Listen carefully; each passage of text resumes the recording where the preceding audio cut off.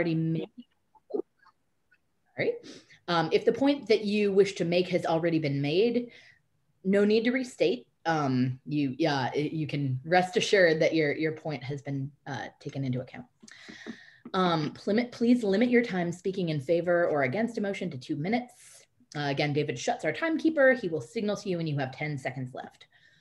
We'll shorten the comment time to 1 minute when we've heard all the comments from either the pro or con line.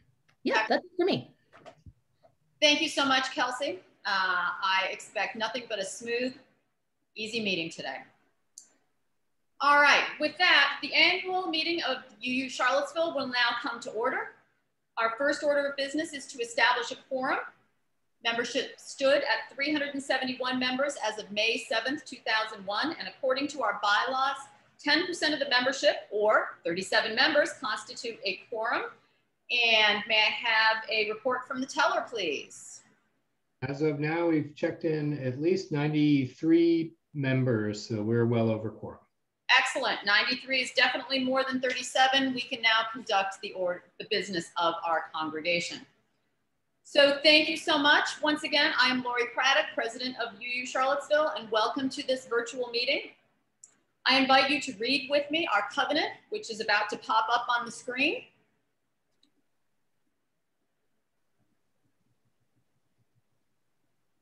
Like magic. In order to create the beloved community we all desire for ourselves, we, the member of UU Charlottesville, covenant to communicate with compassion and respect, especially when we disagree, celebrate diversity and nurture our inclusivity, embrace one another spiritually and emotionally, promote social justice within our congregation and the larger community, generously support the ministries of the church with time, money, and enthusiasm, and when we have fallen short, lovingly call each other back into covenant. I want to begin this afternoon by recognizing Beth Jager-Landis, our board secretary, who's taking minutes for us today, and again, Kelsey Cowger, who is serving as our parliamentarian, and all the members of the church committees, board, and staff, including our interim lead minister, Linda Olson Peebles, who has helped prepare us for this meeting. And I especially want to thank Sean Scally and Carolyn Hines and the entire tech team for running this Zoom meeting and providing extra technical support. Thanks also to our assistants who are available by phone to help anyone who has difficulties with the voting system that we will be using later in this meeting. And with that, I'd now like to recognize the Reverend Leah Derlin-Jones, who will offer our opening words and light the chalice. Leah?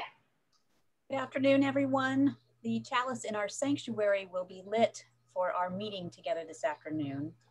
And our words as we begin our time together are from Deborah Falk. A chalice lit in our midst is a symbol of our liberal faith. A faith built on the foundations of freedom, reason, and welcome. A faith sustained by acts of kindness and justice. A faith that envisions a world flourishing with equality for all people. A faith that demands the living out of goodness. A faith that requires thoughtfulness. A faith of wholeness. This tiny flame is the symbol of the spark of all of this within each of us. Welcome. Lovely. Thank you so much, Leah. All right, a few housekeeping measures here. Our first item of business is approval of the agenda. Are there any additions or corrections to the agenda? And the agenda is going to pop up magically on your screen in just a sec so that we can Actually, no, I'm sorry. I don't have that. My apologies. Well, the agenda is not going to pop up magically on your screen, but if it did, you would be able to offer up corrections. And I believe Stan Walker would like to offer up an amendment to our agenda. Stan? Sure. Yes, I move that we remove the budget vote from this agenda and defer it to the future congregational meeting. Excellent. Thank you. Do I hear a second on this motion? I second the motion. Great. All right. Please use the green checkbox in the participant window, or just raise your hand. Raise your hand in favor of this motion, and keep your hands up until the counters tell us that they've counted. I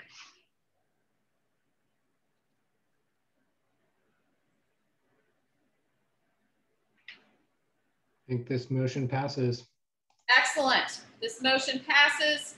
There being, let's see, do we have to jump ahead? I think you're good. Were there any other motion? Okay. There being no addition or corrections to the agenda, we have to approve the agenda again. Is that correct? I think we just did. Or did we approve Stan's addition to the agenda?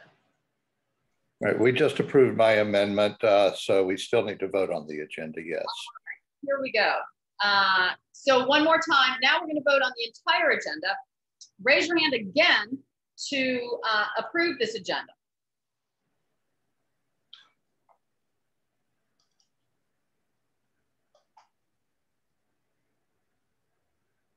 More hands. I think this passes. All right. Let's see. And we have to ask, is anyone not approving the agenda? You may raise your hand, but I believe we have passed the agenda. All right, the motion carries and we have approved the agenda with that correction that we will postpone the budget vote until a later time. All right, next up, we have to approve the minutes of the September 27th, 2020 congregational meeting. Are there any additions or corrections to the minutes of that September 27th, 2020 congregational meeting? And if so, please enter that information in the chat box, or if you're on the phone, unmute and wait to be recognized. I don't know how to do that. All right, there being no further additions or corrections, do I hear a motion to accept the minutes? I so move. Thank you. All right, now, where are we? Okay, the question is on the approval of the minutes. Please vote only if you are a member of the church. We'll briefly unmute those of you on the phone to get your vote. Those in favor of approving the September 27th minutes, raise your hand.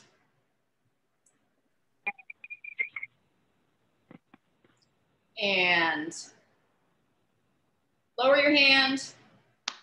Anyone not in favor of the minutes? Raise your hand. And lower your hand. Anyone abstaining from voting on the minutes? Raise your hand. And lower your hand. Correct. Did the minutes pass?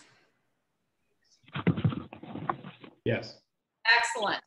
All right, there being a majority vote in the affirmative, the minutes are approved as distributed. All right, that concludes our housekeeping. Now we'll hear from our interim minister, the Reverend Linda Olson Peebles, on the minister's annual report. Linda?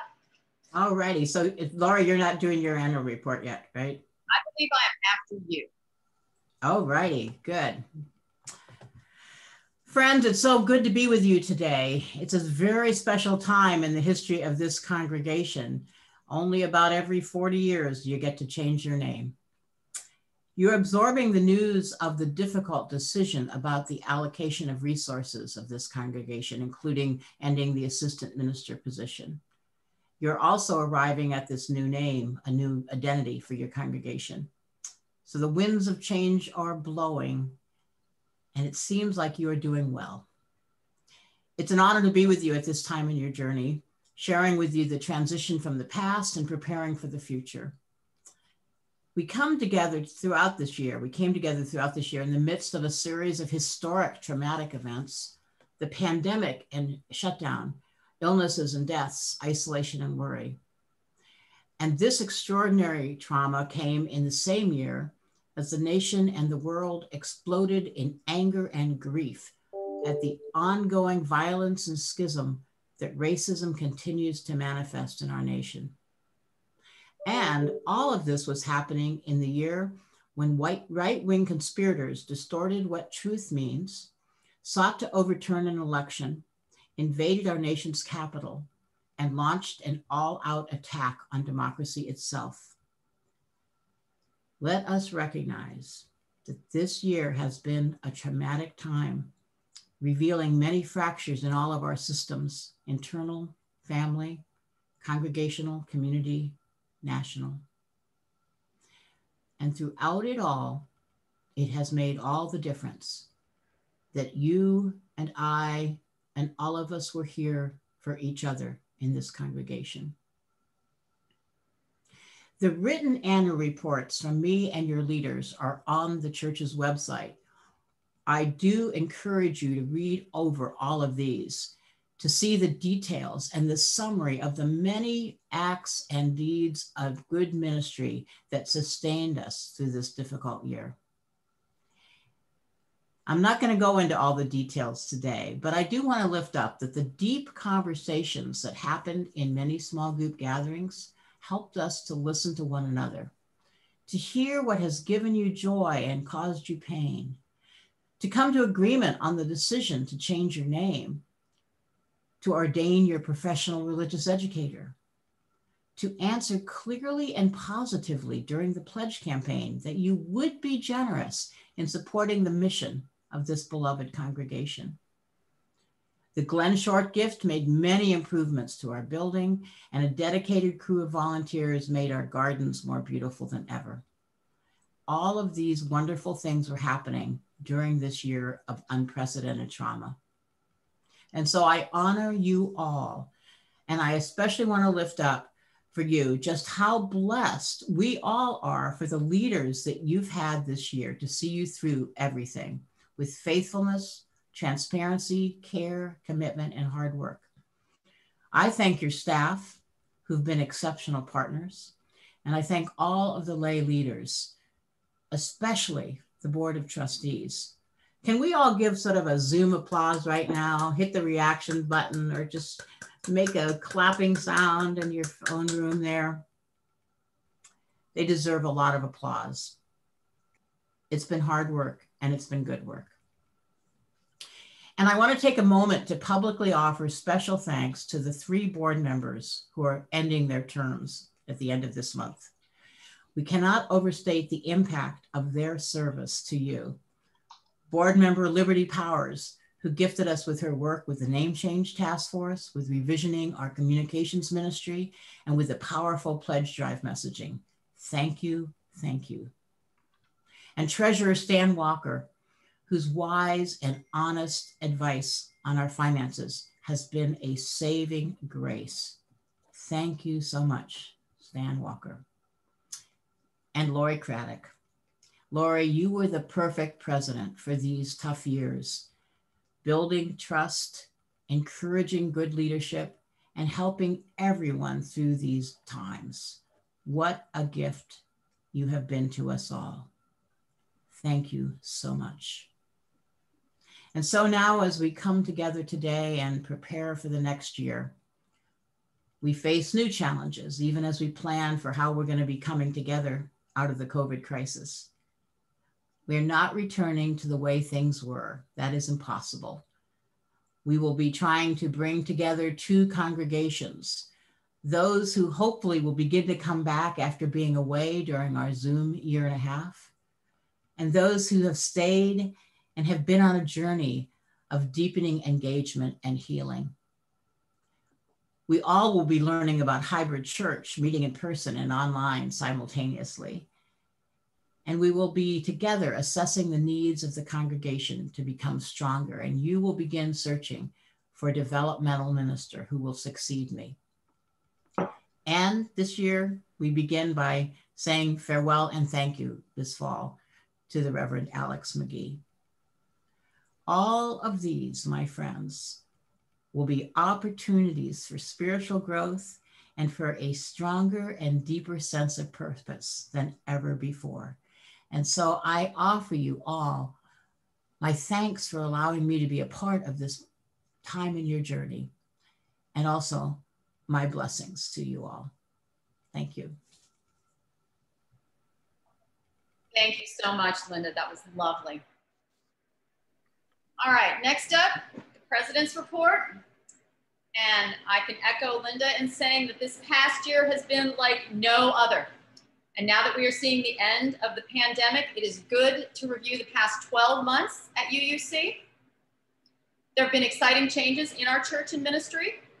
The Reverend Linda Olson Peebles joined us as our interim minister, and thankfully she has agreed to stay on for a second year. We ordained our Director of Faith Development, and now she is the Reverend Leah Derlin-Jones, our Minister of Faith Development. We formed a task force with the charge of investigating changing the name of our community, and today we gather to vote on what that new name will be. Our building and grounds have undergone amazing transformations during the past year, helped in part, oddly enough, by the congregation's absence from the building and the social distancing, work outside only opportunities that this pandemic has given us. Our continued thanks go to the late Glenn Short and the committee that oversees the trust that has been established in his name. The main church building now has new doors, new windows, new HVAC, new paint, new floor, an AV system in the sanctuary, and an improved gutter system. So now it only rains outside the church and not inside. The Glenn Short Trust Fund also allowed the creation of the church history room in the lower hall of the building to store 78 years of meeting minutes and agendas. And better stuff than that too. A reinvigorated Garden and Grounds Committee cleared the giant brush piles in the Summit House yard, and the entire campus has been reinvigorated for a beautiful appearance this spring.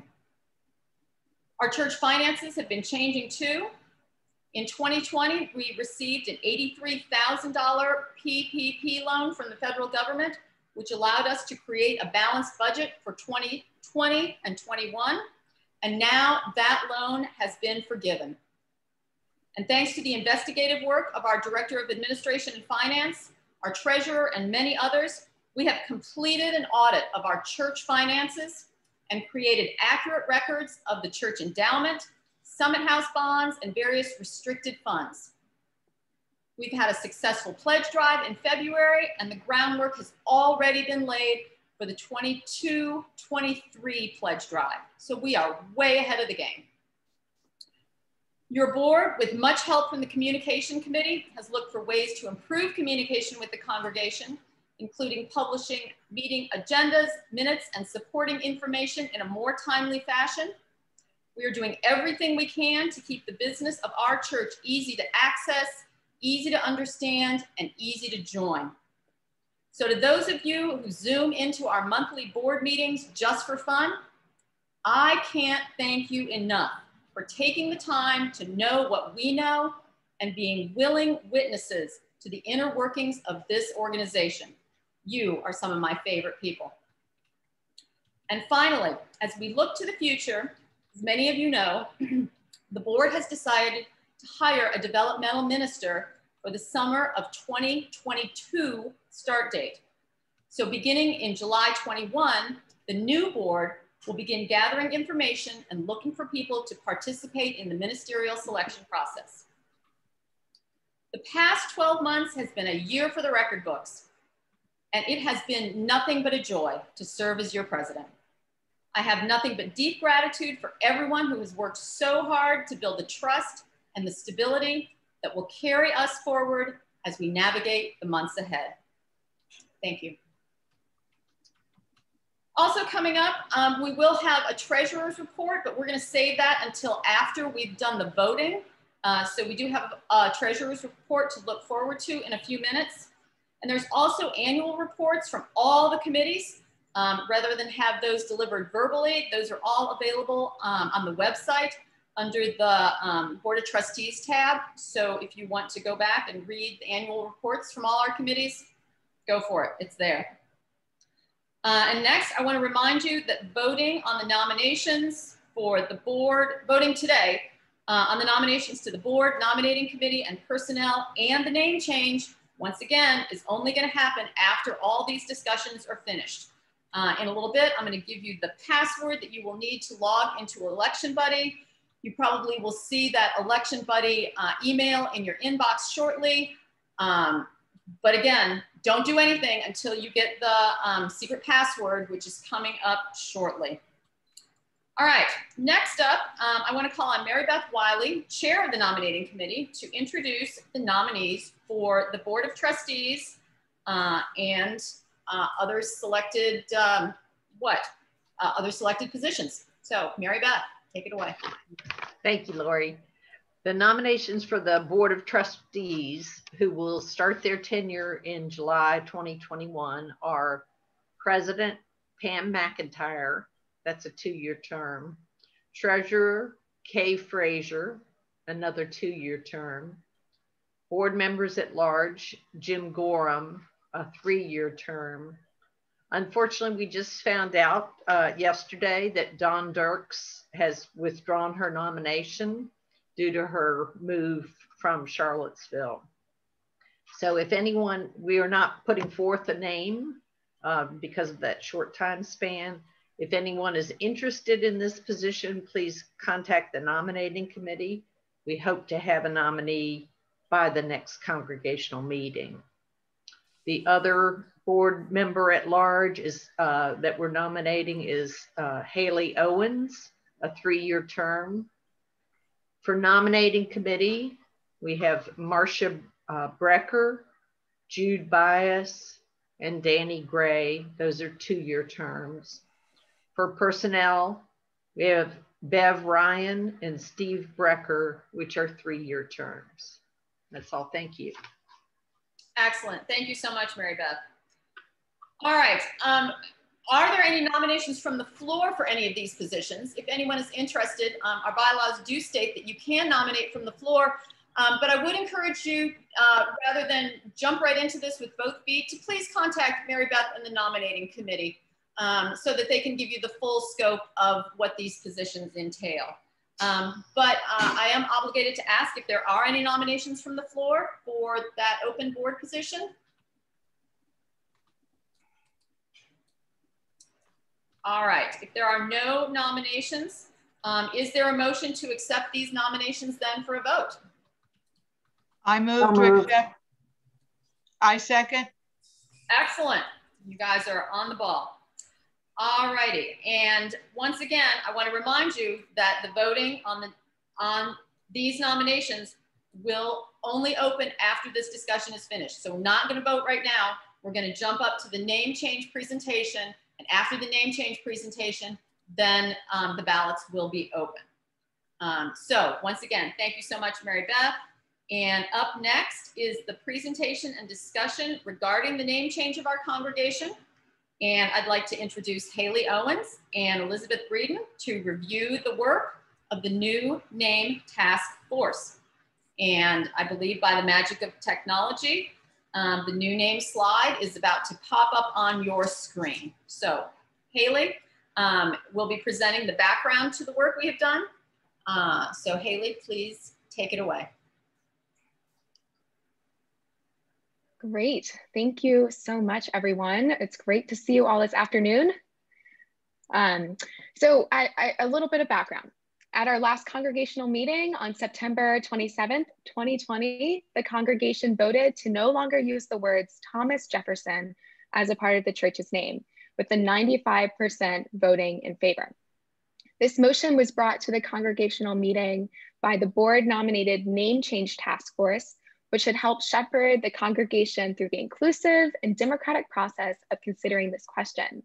The question about changing her name has been raised over multiple years, and there are many leaders and members in our congregation who deserve our thanks in helping us have these important conversations about a possible name change in a way that allowed everyone to be heard.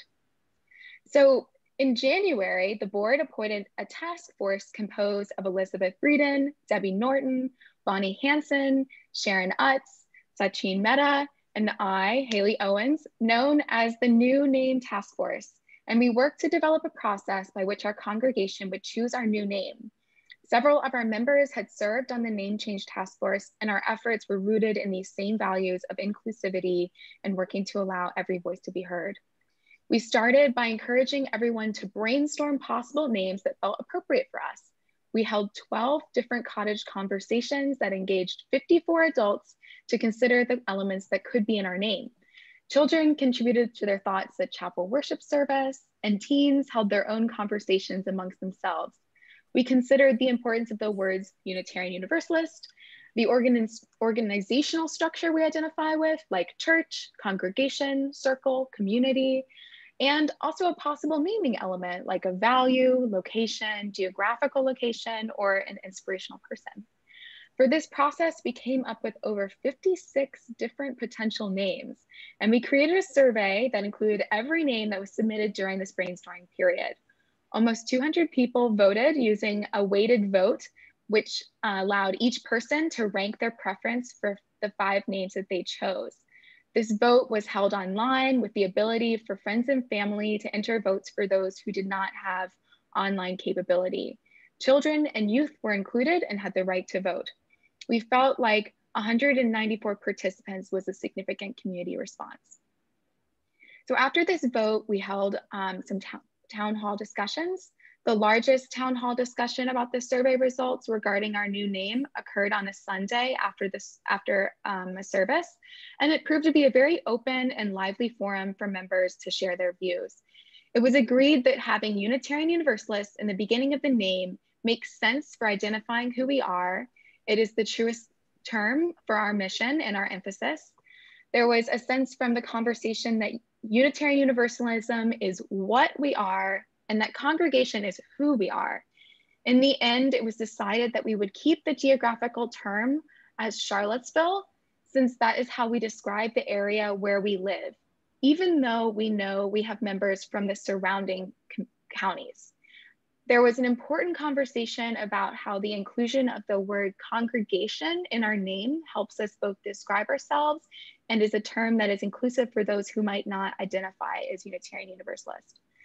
There developed 2 versions of the Unitarian Universalist congregation form of our name, one in Charlottesville and one of Charlottesville. We agreed to discuss these terms in and of. Though this might feel like a small difference, as Charlottesville emerged as a key element of our name, more nuanced conversations about it evolved. In felt appropriate to some as a strictly descriptive geographical term. We heard that it felt more inclusive to some of those who lived outside of the city. Using of felt to others like our congregation is of this city, springing from its unique historical location and identity, even if you live in surrounding areas. They are both on the ballot for people to choose what feels right to them. So just discussion about the motion will follow this move.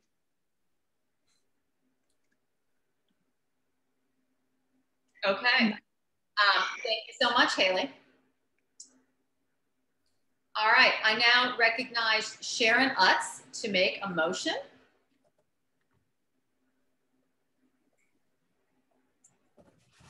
Let's see, do I see Sharon? Yeah, I'm here. I had to unmute. I move to vote to choose one name from the following choices: Unitarian Universalists of Charlottesville, Unitarian Universalist Congregation of Charlottesville, and Unitarian Universalist Congregation in Charlottesville. I second. Thank you. Once again, here are the procedures as we go into discussion over this. You will need to use the chat box to make note of your desire to be recognized to speak. And you can type 3 things into the chat box. Pro, to indicate you want to speak in favor of the motion. Con, to indicate you want to speak in opposition of the motion. Or order, to indicate you have a point of order or procedural questions. Pro, con, or order are the only words to enter in that chat box. And then wait to be recognized. Elizabeth and Kelsey are monitoring the chat box. Please wait to be recognized before you unmute and begin speaking. People who are accessing the meeting by phone should unmute themselves and wait to speak until they are recognized. And your phone can be muted and unmuted by pressing *6. Kelsey will answer point of order questions, and I'll try to answer any that need to come before the congregation. Elizabeth will be answering any questions relevant to the new name change task force. And we'll alternate between pro and con voices. And please don't hold up signs, and please use the chat box for permission to speak. So at this time, Elizabeth, anybody in the chat box? Yes, Christine Gresser is first. All right, Christine, go right ahead. And it's a 2-minute time, and David Shutt is our timer. Great, and this is to clarify also that we're speaking pro, that we are going to choose one of these three, and this is also our time to speak about one of the three, or this is only to say, let's vote for at least one of these. Let's just choose one of these. This is your time to say what's on your mind, and you've now got 1 minute and 37 seconds to do it. Okay, great. Well, I'll go ahead then and encourage everyone to vote yes for the Unitarian Universalist Congregation of Charlottesville. The reason why I urge folks to vote for this name was brought to me by my son, Gray, who said, Mom, Unitarian Universalists of Charlottesville is so exclusive because it's saying that we are Unitarian Universalists. What about the people who are seekers and who don't yet want to go to a congregation and say, I am a UU? They just want to go to the UU congregation, but not declare themselves. It feels clubby, it feels cliquish. Let's not call ourselves Unitarian Universalists of Charlottesville. Let's call ourselves UU Congregation of Charlottesville. And I urge folks to vote pro of rather than in, because in is awkward. And either way, it has Charlottesville in the name. And we all know that we're including everyone in the larger area.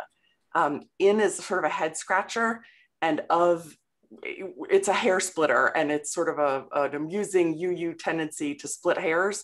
I strongly encourage us to vote for a good nomenclature convention of Unitarian Universalist Congregation of Charlottesville, and Nelson and Culpeper and Greene County and all of our friends all over the area. We know that we are all inclusive of everyone in our larger area. Thank you. Excellent. Thank you so much for your comments. Elizabeth, anyone else? There is no one in the waiting room to speak. We just had the one pro, and Lori, of course, hit pro and didn't mean to. Oh, sorry. All right. Wait a minute. I've got another. Ann Salamini would like to speak. Pro. Got it. Ann, please go right ahead. Yeah, I guess one of the things that persuaded me that Unitarian Universalist Congregation of Charlottesville was appropriate to choose, in spite of the fact that it doesn't roll off the tongue quite as easily as UUC, is that the term congregation has a very specific meaning in our religion, and it refers to the the way we are organized, and the fact that the congregation itself, the individual congregation, is responsible for its own governance and whatnot. And so that persuaded me that it was of value to have the word congregation in our title. All right, thank you, Ann. Any more comments? Give it a couple seconds here in case anyone wants to jump in.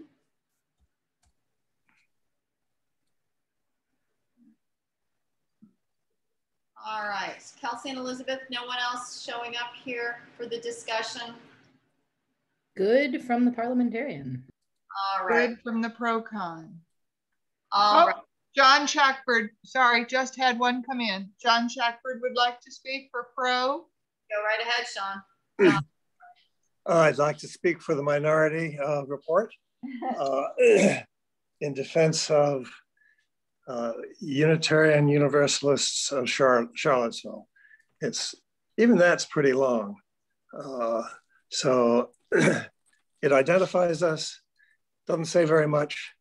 And I find the word congregation just not very helpful. So that's where I stand. Over and out. Thank you. Breck Gastinger. Next, go ahead, Breck.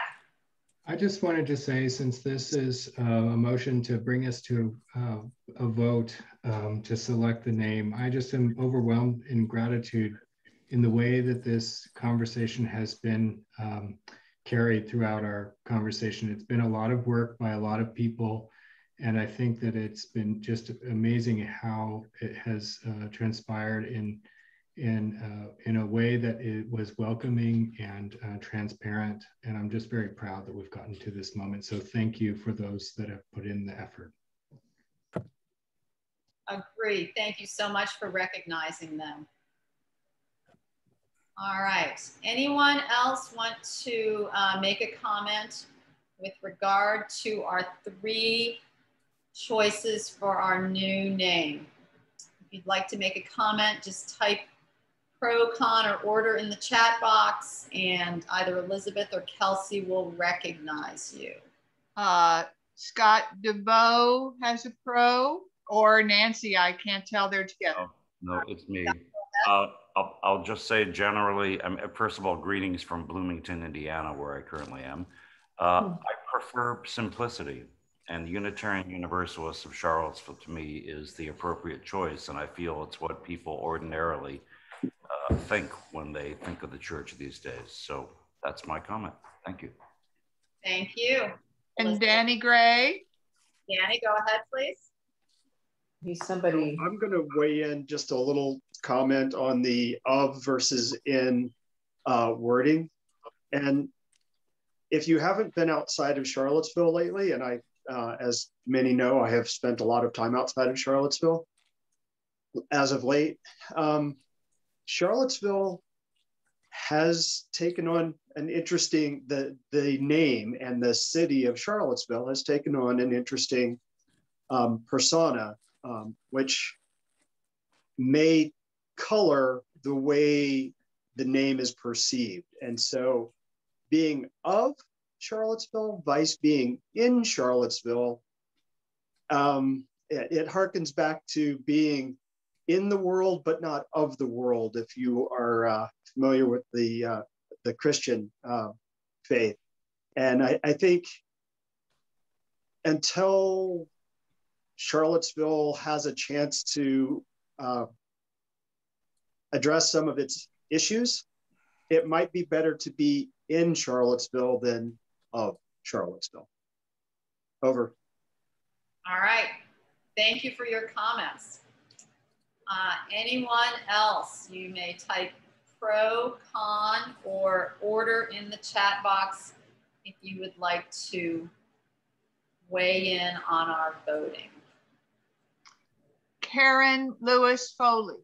Great. Oh, sorry, wait a minute. I skipped one. Sorry. Ann Forno first. Ann Forno first, and then Karen. Go ahead, Ann. Thank you. So just something that's occurring to me is that, first of all, these are fabulous thoughts from my perspective, but I know we're gonna leave with a great name today. If you are Jewish and you come to a space where UUs have gathered and you want to be there, you are a UU as we define it. You can be Christian and UU, you can be Muslim and UU. So I'm not sure that we need to make the distinction between saying Unitarian Universalists of or in Charlottesville and Unitarian Universalist congregation. I don't think that, maybe it'll turn people off to say, well, I'm not a UU, so I can't go there. If they took the time to look up the church or the congregation online, they want to be there. So it's just something that's occurring to me. Just wanted to share. Thanks. And now Karen. Karen, go ahead, please. I'd like to weigh in favor of the little tiny word in, because I like what Danny said about the difference between being of something and being in something. But also to say that we are the Unitarian Universalist congregation of Charlottesville is true at the moment, but it's conceivable that another Unitarian Universalist congregation could form in Charlottesville.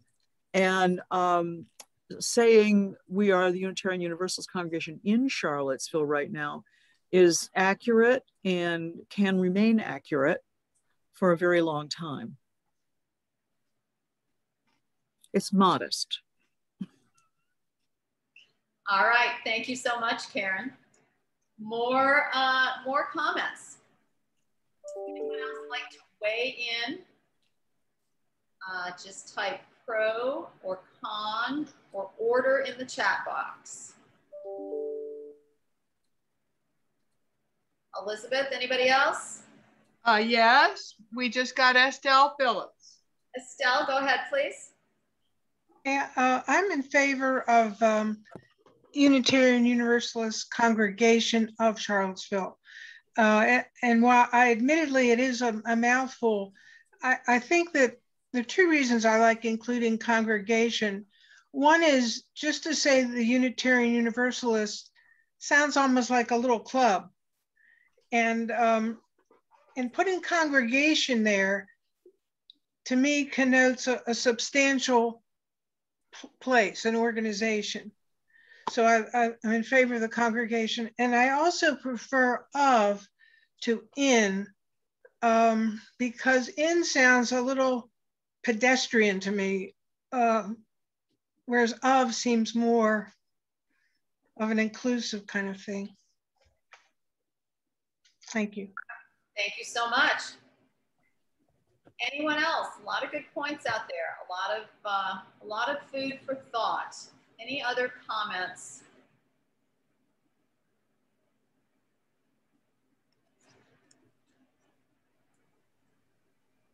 All right.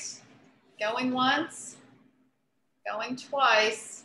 No other comments? All righty, we're going to move on then from the discussion. When it is time to vote, remember that this is a ranked voting. You will see on the ballot, this vote has 3 choices with the opportunity to vote for your favorite name, your second favorite, and your third favorite, thus producing a weighted vote. I believe, and Sean will have to correct me if this is wrong, you have to put 1, 2, and 3. You can't just put 1 and skip the other 2. You have to rank all 3 of the votes in order for your vote to be processed. Really? So if you just hit 1 and try and submit, it won't take it. You have to make a number 2 choice and a number 3 choice. So when you do get to your voting, you have to put them in whatever order suits you best. And it will be a ranked voting. So we will have an answer by the end of the vote. There will be no time. All right, it's almost time to vote, but don't leave yet because you still need that all-important password. Once again, the questions on the motion are, number 1, to approve the nominees to the Board of Trustees, the Nominating Committee, and Personnel, and second, to vote on the new name for our congregation. Please note that if you vote to abstain today, your vote will be recorded, but abstentions will not be used to calculate the percentage needed to pass. All right, drum roll, please. Is everyone ready for the secret password? The secret password is all lowercase, the word election. And by the power of technology, it is now up on the screen. That is your secret password for your election buddy vote. There should be an email in your inbox. Lori, I noticed because I went so fast that my password was automatically generated.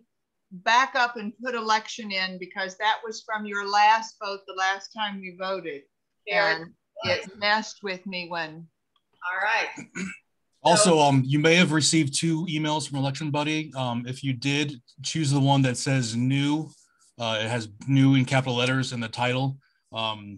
So I do apologize about that, but we want to go with the one that says new. All right. So everyone got that? You'll need to enter the password manually. Even if your computer tries to auto enter the password, you will have to type the password correctly. And please look for the election. Please look for the ballot. If you go to the spreadsheet. Sean, put yourself on mute. We're all hearing you mutter, but my big question is, where's the word new?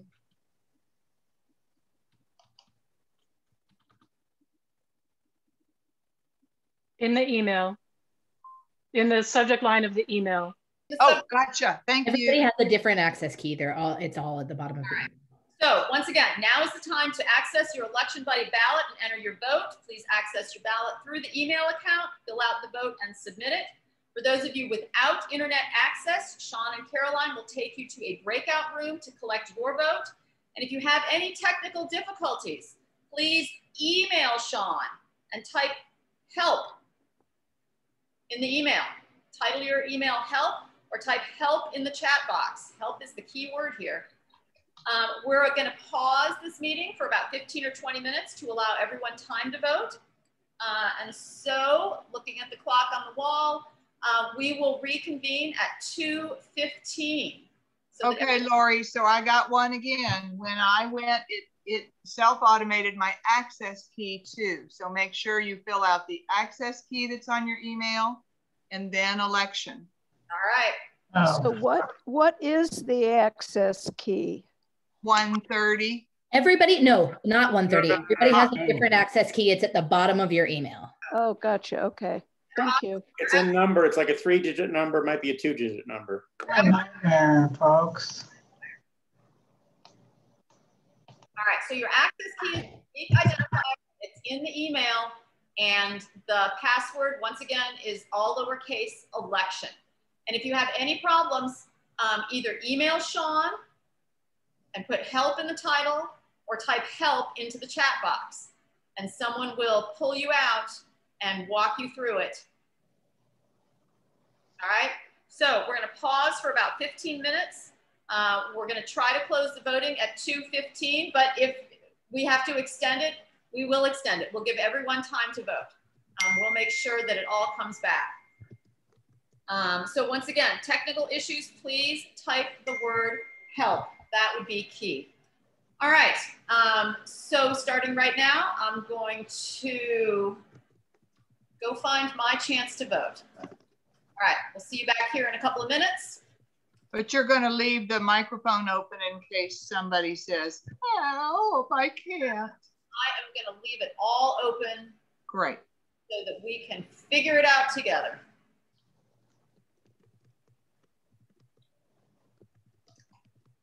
I need help. All righty. But I need help in the chat box and I haven't heard anything. Yeah, so. Just going to take a sec. I think there might be a little line here for people. There's a 4-person line right now. Yes.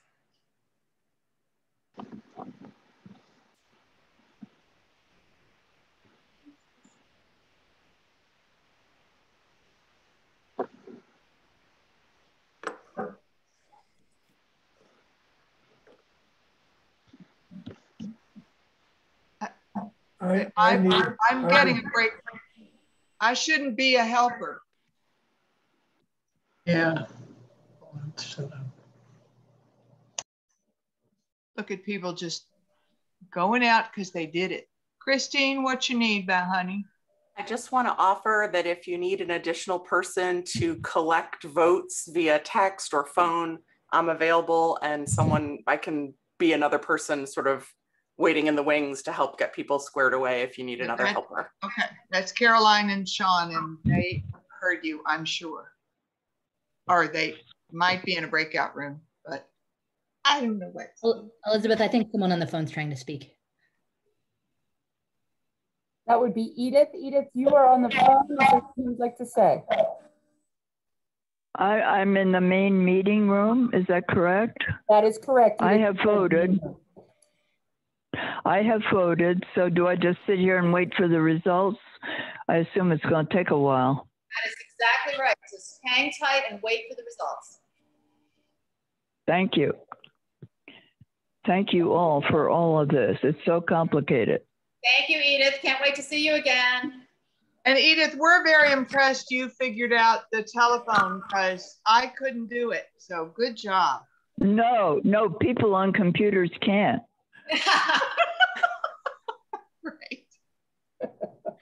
Right. I need help. I don't have any filled out. All right, so Ed, start to talk to me. I know somebody has a plan to have you go in a breakout room. So right now we know that Susan Salco and Ed Barber and Shirley Paul have all indicated that they need help. And so if you guys can just be patient, it's like election day in the United States. If you're in line, then you get to vote. So no worries. Sean and Caroline are pulling out people who need help. They're pulling them out individually, and they'll get your vote in a sec. So just sit tight, and Sean and Caroline will be in contact in just a minute. Yeah, we'll be right with you. Ed, I sent you a link to go join room 1. You can be helped out. Caroline, if you can go into room 1, looks like she has. Okay, I'm pushing join. Where are we supposed to find our password? So it asks you 2 questions. It asks you for your access key, and then it asks you for your password, right? And your access. I put my access key in. I don't know my password. Election. E-L-E-C-T-I-O-N. All of it. That's Greta. That's, did you get that, Greta? Election? Yeah. Is your password. That's everybody's password then, right? Bingo. But it's why didn't you just secret. say that? Well, you're like it's a specific. Lori. Yes. I voted. Now Bill's on the same email as mine. Can I go through the process and again for him? You'll just type help in the chat box, Elena, because if he didn't get, you would need to get 2 ballots to vote twice. Just type help in the chat box, and Caroline will pull Bill out so that we can make sure we get his vote too. I think it's only 1 email for 1 address. So if 1 ballot went to you, you would have to look at Bill's email account.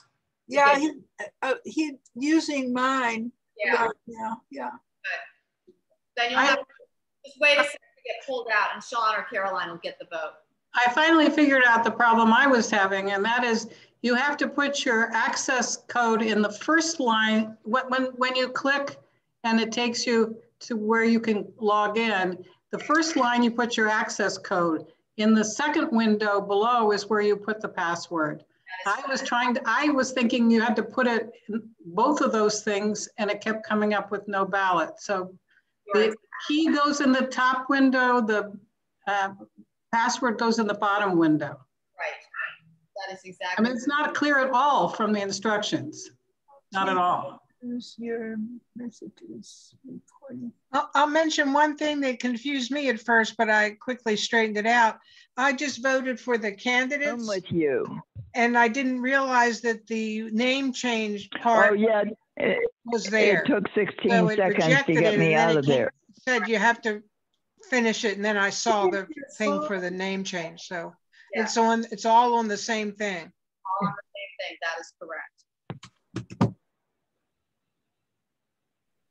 For those of you wondering, your access key is a 3-digit number, and it's in the email about 3/4 of the way down. So when you look at the email that Election Buddy sent you, it says something like blah, blah, blah, blah, blah, blah, blah, blah, blah. And then it says to vote, visit, and then there's some blue writing that you click on to vote.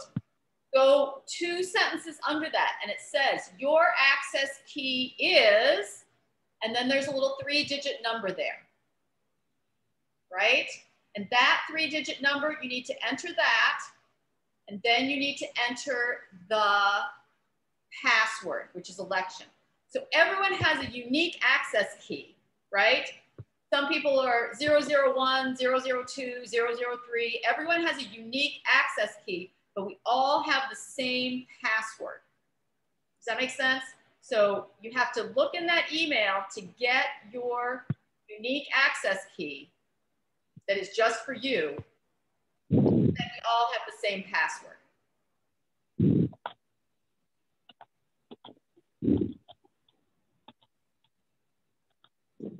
Elizabeth and Lori. Oh, I'm sorry, Christine, go ahead. It might be helpful if one of the folks who has hosting privileges for this meeting goes into their own email account and takes a screenshot of what that email looks like and puts it up on the screen so that anyone who wants to know what they're looking for can sort of see exactly where on that screen that access code appears. And just like we are a diverse people theologically, we are also a diverse people with how we learn and how we read emails and all of that. And I just want to thank the people who created this process, because when I opened my email, I went doot, doot, doot, and I voted in the first 10 seconds because A, I got an email, and I know some people might not have, or it might have gone to spam, and B, you know, we're all different types of learners, but I just don't want anyone who created this process to feel like they're being criticized for a bad process, because it was easy peasy for me and for a lot of people who did successfully vote. And for those who are having a problem, I'm so glad that there's tons of assistance to help make it as smooth as possible. But yeah, I think a screenshot would be really helpful for folks. Okay, I think, Breck, did you have a question? I was texted a question. Yes. Do I need to stay in the meeting if I've voted? You do not need to stay in the meeting if you have voted. The final things that we have in this meeting are the results of the vote, number one. And then two, we're going to hear the treasurer's report from Stan, and we have closing words from Linda. So those three things are still coming up in the meeting. But if you really need to leave, I'm sure we will put the result of the vote online later today. Kelsey, I see your hand. I got a question texted as well.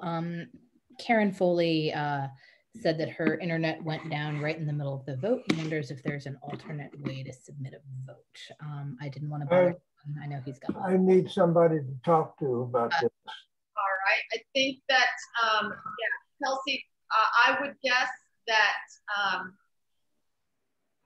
Sean and the people managing the vote will be able to tell if Kelsey's vote went. It's Karen's. Karen's vote went through. And if not, she can call into the meeting. So here's a picture of the email that everyone got from Election Buddy.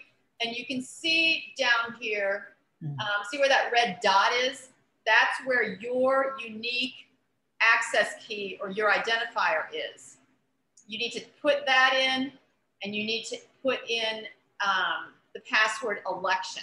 So there's two pieces of information that you need to enter. One is unique to you and is included in that email. And the other, the election password, everyone has the same password. So you get a unique access key so that you can't. I should put, okay, what should I put? Your access key is? Your access key. So go back to the original email, Ed, right? Where it says, use this link now. Unitarian Universalist of Congregation, new June 6th, blah, blah, blah, blah, blah. You see that email again? Yes. Okay, so go down about 2/3 of the way down, and you see the sentence that says your access key is, and then there's a number right after that. The number is only a red spot.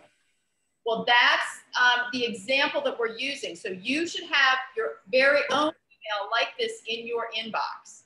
So can you go back to your inbox and take a look at that original email that you got sent? This one is just an example. On your original email, there won't be a red dot. There'll be a number there. Okay, I don't have the number. Okay. Yeah, I'm gonna send you to a room and we'll give you the number, okay, Ed? Okay. And Ed, I keep going over there. So you actually have to actively press there's a blue button that will pop up. You need to press that button, and then I can actually walk you through and just do the voting with you. Okay. Okay, and this time it will be a private room, just you and me only. All right, there you go. Oh, I gotta set him with Jim. Okay. Send it again because I didn't join. I didn't see the link. Oh. Send it again to me, Sean. Let's see. Actually, if you go to your break rooms, you should be able to. Gotten it. You should have just gotten it. Ed, do you see the blue button? It says join. It says Office RE Caroline is inviting you to join room 3. That's right. And so click the button that says join. There we go. Great. All right, so I'm going to jump in here. Great. Was there anybody else who needed assistance? I think I've answered all the emails. I've tried to go through all the ones. Gove, did you need help, Gove? I still need help for Bill. I put in help in the chat. All right, thank you. Yeah. Can you check your email? I'll send you your access code and Bill's access code, so you can choose whichever one you didn't use previously. To my email? Yes. Okay. Lori, if you or Sean or somebody could put the phone number for calling in the chat, it seems like this internet outage thing has affected a few people. Mary Beth and Leslie need it, and Carol needs it. I don't have that number. That number is not on the website. That number is not on the website. It was in just the number for the church and no, to call into the meeting. That number. Okay. You're gonna call into the meeting. What's the number, Caroline? Do you know? If you want to call into the meeting, let me look that up real quick. Bet Edith has it handy. Yeah. Oh, are you want the phone number? Yes, Edith, Like what phone number did you use to call in?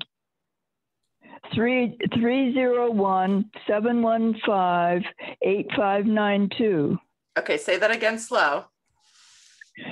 301-715-8592. Edith, you saved the day. Thank you. Yeah. So read that back. 301-715-8592. Great. Thank you. Perfect. Well, thank you all for making it so easy for me. I just put a bunch of numbers that you can use in the chat box. Okay. All right, Elena, you and Bill should now have access keys in your email. Anybody else? So you don't need the meeting ID number. No, thank you though, Edith. We don't need the meeting ID number. Okay. I still can't vote for Bill. I got another email, but it won't go through to the ballot. All right, I'll send you the link for the ballot too then. I'll try again, just a minute. I just want to tell everybody that I find this very entertaining, better than music. I like listening to people troubleshoot. It's very heartwarming. So good job, everybody. Keep trying. Okay, Sean, I agree. I need your help. Yeah. Okay. Link has been set. What does that mean? Check your email for your access keys and for your link. I'm going to go ahead and put you in a room with Caroline. Okay. Okay. All right.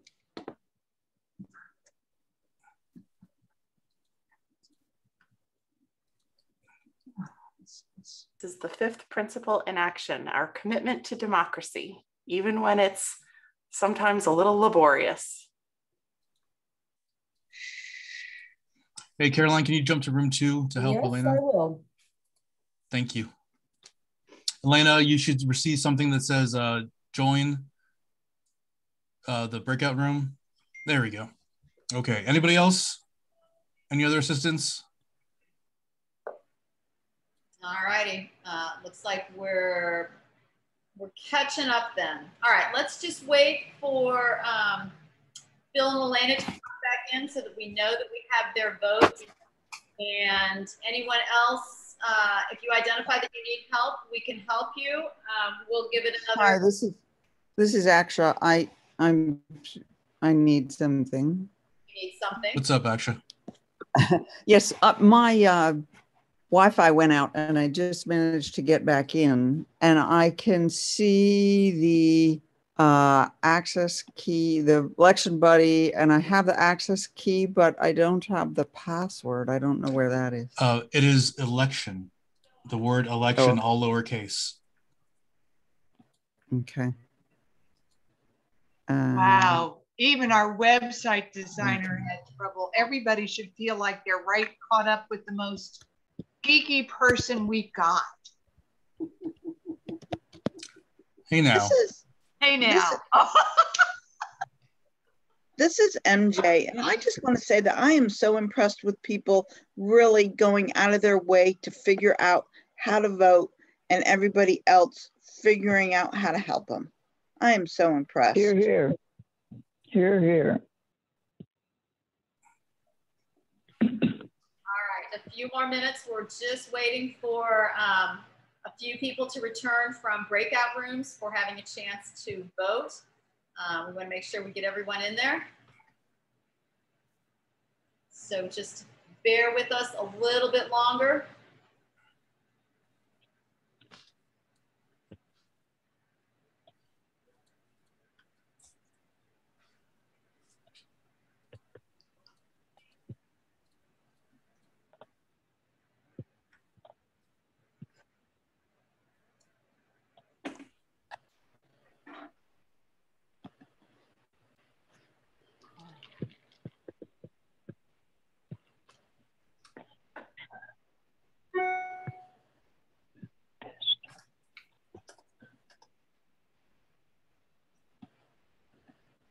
All right, Sean, how many people do we have out in breakout rooms right now? 2, 3? Just 2, looks like. All right, then we're waiting for... Let me go check on them and I'll be right back.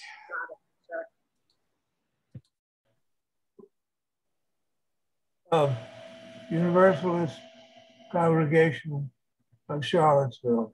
That's number 2 for you, and then number 3 would be in. That's correct. Okay, so I'm gonna click verify your selection, all right? And that's gonna give you a chance to take a look at this, review your choices. This is for you with 113. I gave him the 113 code. I'm doing it for him, John. Thank you. And then, so this is first choice is UU of Charlottesville. Second choice is UU Congregation of Charlottesville. Third choice, you. Well, yeah, how do you do it if you don't have internet? Elizabeth will call you up. Thank you. On the newsletter, every newsletter on Friday has a link to the Sign Up Genius, and we're feeding 40 homeless people who are now being housed in a hotel on Fridays only in June and July. So we've tried to keep it reasonable, but as their numbers go up, you might have to cook dinner for one more person than you were assigned, but you'll be emailed and told. And the UU guys are doing chili. Thank you, UU guys. I do desserts. Yes. You're famous for your cookies. Oh, no. Yeah. No, I don't think so.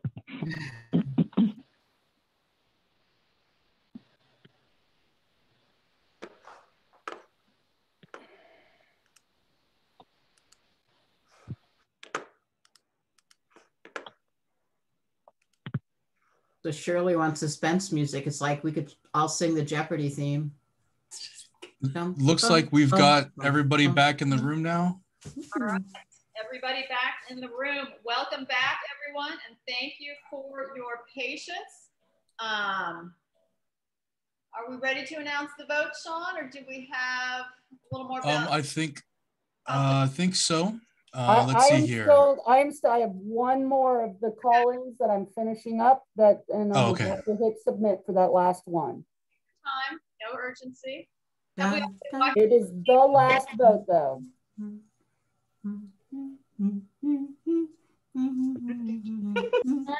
Just real quick, did you get a chance to talk to Karen? I'm sorry, I can't hear what you're saying. Yeah, I'm trying. Did anybody have a chance to talk to Karen? She can't get her access, her access number. Internet. Has anybody had a chance to talk to her? Karen who? Karen Foley. Foley? Okay. Foley.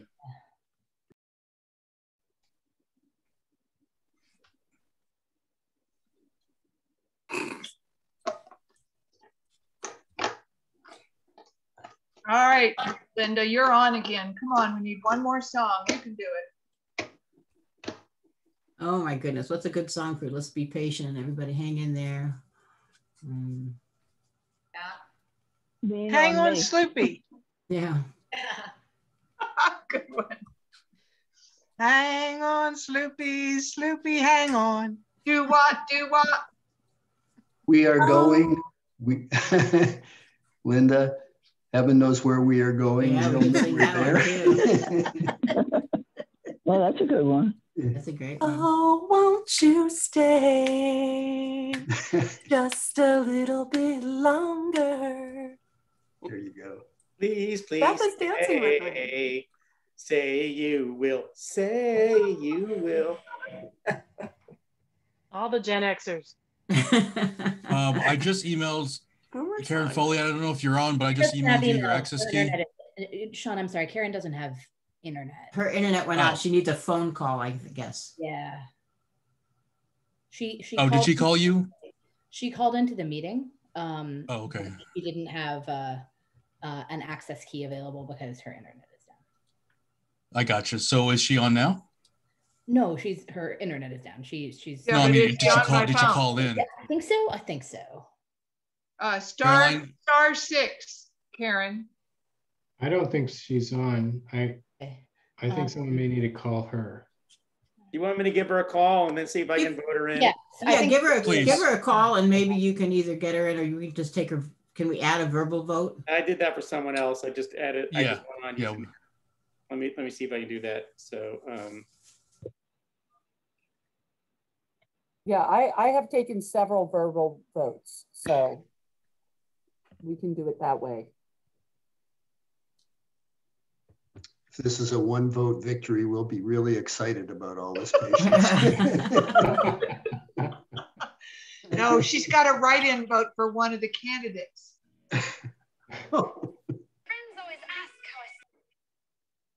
You just call out my name, and you know wherever you are, I'll come running to see you again. Winter, spring, summer, or fall, all you have to do is call, and I'll be there, be there. You've got a friend. There's Jim calling her. I can see him on the screen. Can I just say that the surprise of the videos return with us dancing made my morning and my daughter's morning. We were like just tuning into church, and it came on, and then having Jim dance is something that makes me laugh so loud. Like I just can't stop laughing. Like Jim and I need to go out dancing some night. You do. It's just so fun. Beth, you'll be glad to know that Jim and I texted during the service, and he has agreed to join us on the dance floor once we feel safe enough to have a UU dance party in the social hall. So y'all come, because it's going to be lit. I think we need to put out another call for those dancing videos. That was so much fun. I'm sure there are people out there who regret not getting their video in on time. So I urge us all to go out there and do a dance video, send it on in. We can, I would be happy to see all of us dancing in another video soon. Yeah, there's a baby dancing right there on my screen now. See, look how much joy is in that child. We need that sort of dancing every day. Our junior parliamentarian. Yeah, the junior parliamentarian is rocking out. In training.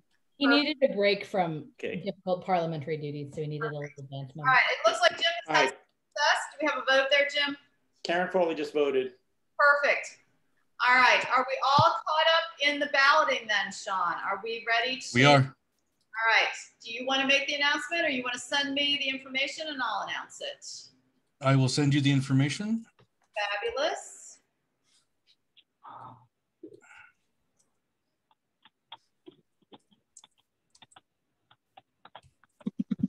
I can't wait any longer now. Oh, let him tell us. All right. Elizabeth is getting a case of the vapors. Something, holy cow. For I want those to pass that baby around at least. Yes, for those music trivia buffs, as much as we Gen Xers would like to claim Stay as our song, it was written in 1960. So that was 11 years before I was born. That is solidly something that the boomers can get credit for. It's a great song, sadly not a Gen X song. My bad. Although it was redone. So, you know, every generation has their version, right? Did you do Tom Petty, The Waiting's the Hardest Part? Good one. You want to sing it for us? All right, Laurie, you got the info. All right, I see it right here. Someone want to make a drum roll, please? There we go. Let's see. All the candidates were accepted to their nominated positions. So congratulations to our new Board of Trustees members, as well as members of personnel and the nominating committee. And the big question, the name of our faith community is the Unitarian Universalists of Charlottesville. UU of Charlottesville. There you go. No, wait a minute. Say it That's not again. what it says here. It's not what it says on the slide. What is it? Is it congregation or not? Oh, okay. No, it is congregation. I'm sorry, it is congregation. But that's not what Laurie read. Yeah, no, that's not on my screen. That's my fault. That's my fault. Laurie, read. No, it is. Here we go. Let's try my fault. My bad. This sounds like My bad. election fraud. This sounds like election fraud. I'm glad I think we need another half hour to president, recount. Right? So. Bite your tongue, Reverend Linda. Unitarian Universalist Congregation of Charlottesville. All right. We have a name. Yay. There we go. Now we have All right, so there's your proof. Guys, well, that was if easy. Doesn't like the length of the name. We can just call ourselves UUCville. We don't. It doesn't matter. Put that slide back up, Sean. We like looking at it. Open it back up. All right. Let's see. And show the whole thing. And I do prefer UUCville to UUC because when people say UUC, it sounds like the UCC. And I don't want us to get mixed up. UCC, UUC, UCC, that's all not too much. I like Davey's abbreviation that he put in the chat. U2C2, that's pretty Ooh, great. I like that too. U2C2, yeah. Very good. Very good. Problem with a lot of those. Okay, so we'll have an election up for UUCville or U2C2. All right, so once again, Unitarian Universalist Congregation of Charlottesville is the winner today. So thank you once again to everyone for voting and your patience while we managed through the technical challenges of this. And thank you so much to everyone working behind the scenes to sort out whatever glitches there may have been with Election Buddy. Just a couple more pieces on the agenda. Right now, we're going to hear from Stan Walker, our treasurer, to give the treasurer's report. So Stan, take it away, please. Yep, thank you. Yeah, I promise this is going to be as brief as I can possibly make it. Most of this is just going to be focusing on the changes that we had to make to the budget.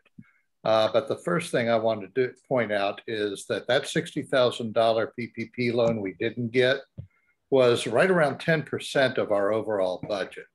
And the only way we could absorb that kind of a loss in income for this is thanks to all of the good work that Don Dirks and the Pledge Drive Committee did. So great. Thank you again, Don. We are really going to miss you. And all of the people that were so generous with their pledges this year. Without y'all, we never would have been able to make this budget work.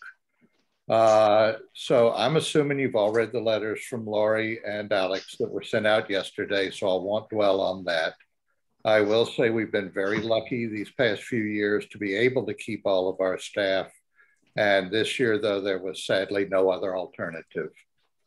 The other items that the PPP money would have funded are all non-operational, and they were earmarked for reduction if we didn't get the loan also. Sean, if you could put that screen up now, I'd appreciate it. Yeah, these are the things that we also changed. We reduced what we were paying to the UUA this coming year from $12,500 to $5,000. We were going to put $10,000 in the operating reserve. That's basically a savings for us. We reduced that to $1,000. Building reserve was going to be $5,000. Now it's $1,000. Grounds was going to be $3,000, and that's down to $1,000. All of these are, again, savings accounts for money we might have to use in case there's an emergency, if a tree goes down, something like that. The member bonds, we still have about $110,000 outstanding there. We planned on paying $2,500 or $5,000. Now it's only $2,500. And we had budgeted $6,000 to start paying off the 2019 unsecured loan. That is taken down to zero. And the lender is aware of this change and was aware of it before the loan didn't happen. So they're okay with it. That is a total reduction of $31,000 that we were able to do without taking away any money from any operations. The new proposed budget is already posted on the website, along with the text of what I just was telling y'all. And we will have another question and answer session about the budget this year next Sunday after the service. If needed, we'll have more Q&As between now and the 27th, but they haven't currently been scheduled. And we do have the vote for the new budget scheduled for the 27th of June. I still expect us to get a budget in place before the next year starts. So I look forward to seeing y'all next Sunday after the service. If you have any questions at all, you can also email me anytime. And thank you very much. And back to you, Laurie. Excellent. Thank you so much, Stan. So once again, the new budget, the information, the pie charts, and the line item budgets are available online. If you want to take a look at those, there'll be a budget information session next Sunday after the service. We'll bounce into breakout rooms and talk about the budget. If you're interested, I hope you'll join us. And then we anticipate scheduling another congregational meeting. If this wasn't fun, we're going to do it all again. Another congregational meeting at the end of June so that we can actually start our new fiscal year with a budget in place. That will probably be the first time we've done it in how long, Stan? It's been several years since we've had a budget to 4, 5, yeah. At least 3, maybe 4. I don't remember right now. Right. So it is our goal to walk out the door with a budget in place. And if we can get that congregational meeting on the calendar for the end of June, we're going to do everything we can to make it happen. So once again, thank you, Stan, so much for keeping this all organized and keeping our ducks in a row. Our budget is no easy feat. And you and Sean and the finance committee have worked miracles. So kudos to you. All right, and finally, we'd now like to recognize our interim minister, the Reverend Linda Olson Peebles, to offer closing words as we extinguish our chalices. Linda? Thank you. And Laurie and Stan, I just want you to know that a lot of people in the community right now and the board have been wanting to say to you our special thank you.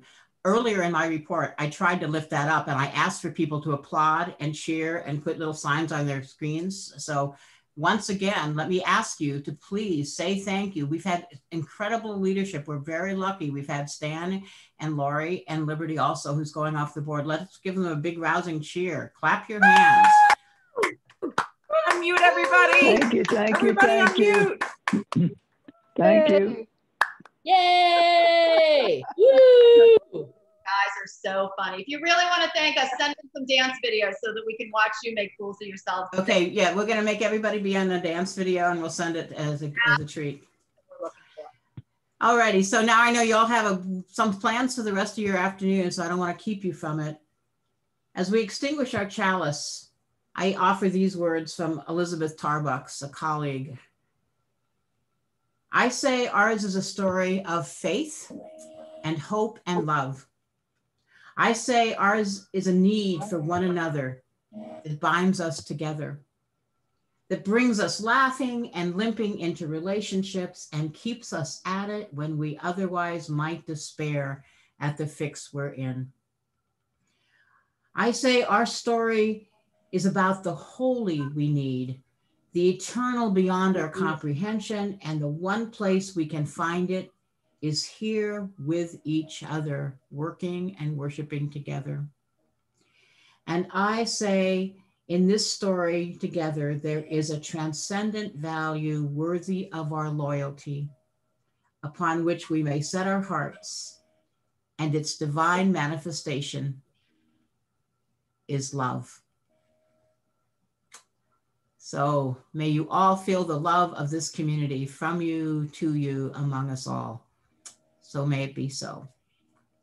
Madam President, do you have one last motion to make? We're knocking it out of the park, Linda. There being no further business to come before the congregation, do I hear a motion to adjourn? So moved. Do I hear a second? Second. Second.